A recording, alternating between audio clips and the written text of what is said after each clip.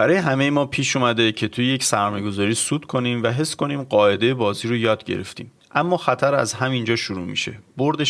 برد شانسی یعنی یک نتیجه خوب که اتفاقی به دست اومده. روش مشخصی نداره و تکرار پذیرم نیست. مشکل اینه که ذهن همون یک بار رو تبدیل میکنه به قاعده و از اون به بعد با اعتماد به چیزی جلو میره که پایه نداره. چون توی اون برد مهارتی یاد نگرفتیم که بشه تکرارش کرد. فقط یک بار خوش شانس بودیم، مثل قرعه کشی. و فاجعه اینه که بعد از برد شانسی ذهن دنبال ساخت سیستم نمیره. وابسته میشه به میانبر. سیستم یعنی سازوکار ساختن سود مرکب در طول زمان، یعنی هنر تبدیل پول به دارایی. بدونید چرا یک دارایی رو می‌خرید، چقدر می‌خرید و چطور باید تعداد داراییتون رو بیشتر کنید. اما وقتی گرفتار برد شانسی میشید، هر بار دنبال همون حس دوپامینی میگردید. وقتی معیار فقط سود سریع باشه، دائم دنبال فرصت بعدی میرید. سه ماه به خودتون میگید این یکی دیگه آخرشه. یهو میبینید چند سال از همون 3 ماه‌ها گذشته. این زیان فقط مالی نیست، زمانیه که دیگه بر نمیگرده. چند بار که دنبال سود سریع میرید، ذهنتون شرطی میشه. دیگه رشد آهسته و بلند مدت رو موفقیت حساب نمیکنه. میخواد همه چیز یک شبه اتفاق بیفته.